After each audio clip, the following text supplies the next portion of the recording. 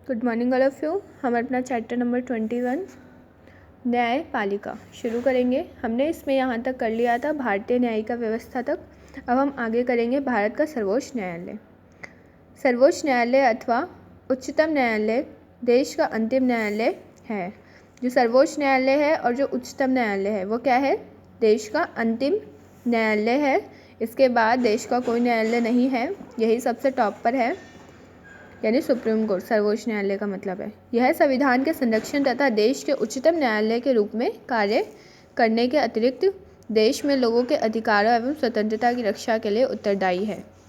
यह नई दिल्ली में स्थित है।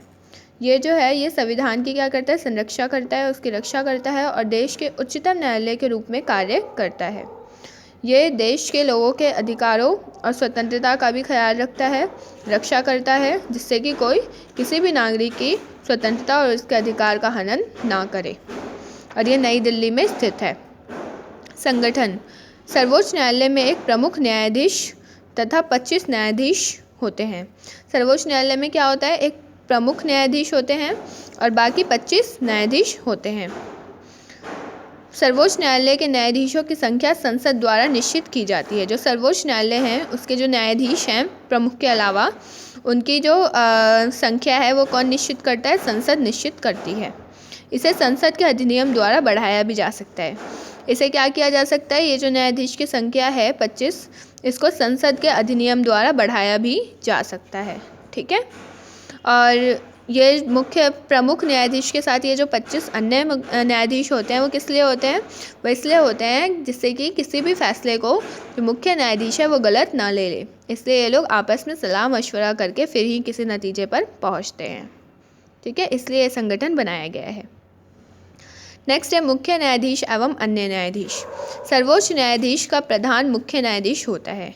जो सर्वोच्च न्यायाधीश है यानी सुप्रीम कोर्ट है, उसका प्रधान कौन होता है? मुख्य न्यायाधीश। उसकी नियुक्ति राष्ट्रपति के द्वारा की जाती है। उसकी नियुक्ति कौन करता है? राष्ट्रपति करता है।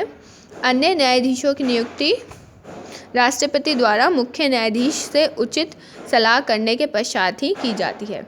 जो प्रमुख न्यायाधीश है उसकी नियुक्ति तो राष्ट्रपति करेंगे, पर जो बाकी न्यायाधीश हैं उनकी नियुक्ति कैसे होती है? राष्ट्रपति और मुख्य न्यायाधीश मिलकर करते हैं। राष्ट्रपति मुख्य न्यायाधीश से सलाह मशवरा करके ही बाकी न्यायाधीशों को नियुक्त करता है।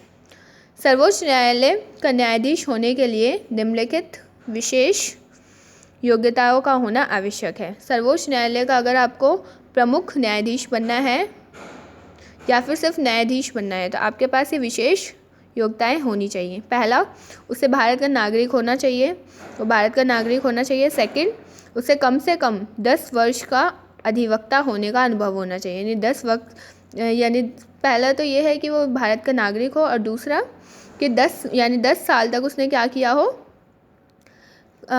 अधिवक्ता बनकर रहा हो, यानी कि किसकी तरफ? वकील की तरह वो उसने बहस वगैरह की हो, कोई केस लड़ा हो 10 साल तक। अथवा 5 वर्ष तक उच्च न्यायाधीश का न्यायाधीश होना चाहिए, और 5 वर्ष तक वो उच्च न्यायाधीश, जो उच्च न्यायालय है उसका न्यायाधीश होना चाहिए वो। अथवा राष्ट्रपति के मत में विशिष्ट विधिवेता होना चाहिए, और जो राष्ट्रपति का मत है उसमें भी उसकी विशेष स्थान होना चाहिए, तब जाके वो न्यायाधीश बन सकता है। किसका? सर्वोच्च न्यायालय का। ठीक है। नेक्स्ट टॉपिक है कार्यकाल और वेतन तथा भत्ते। ये टॉपिक्स हम अगली क्लास में करेंगे। Thank you all of you for listening me. Video को लाइक, सब्सक्राइब और शेयर करना ना भूलें। बेल आइकन ज़रूर हिट करें, और साथ में ये जो हमने अभी तक पढ़ा है इस चैप्टर में, इसके आपके नोट्स बनाने हैं आपको अपनी कॉपी में। ठीक है, जिससे कि बार बार आपको ये चैप्टर ना पढ़ना पड़े और आप सिर्फ वो नोट्स पढ़कर इसको रिवाइज़ कर सकें। Thank you all of you for listening me.